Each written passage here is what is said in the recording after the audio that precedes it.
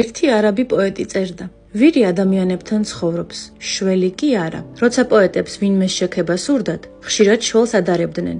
შველივით თვალები აქვს, შველივით მოხდენილია და ასე შემდეგ. ვინმესგან გაგიგონიათ, რომ კომპლიმენტად ეთქვას ვირივით თვალები გაქვს, ან ვირივით მოხდენილი ხარო. პირველს აქებენ, მეორეს არა. თუმცა ვირი ადამიანებთან ცხოვრობს, ემსახურება მათ, შრომობს, სახრესაც ითმენს მათგან. კაცმა რომ თქვას, ვირსაც ლამაზი თვალები აქვს, მაგრამ თუ თქვენ ვირივით ემსახურებით ხალხს, ხალხი ყოველთვის უმადური და დაუნახავია. არ გიფასებენ შრომასა და ერთგულებას. როცა თქვენ საკუთარ თავს აფასებთ და შველივით არ იკარებთ ადამიანებს, მაშინ გაფასებენ, თუნდაც არანაირი სარგებლის მომტანი იყოთ მათთვის. ხოლო როცა თავს იმცირებთ და ყველაფრისთვის მზად ხართ ადამიანებისთვის, მაშინ ზემოდან გიყურებენ.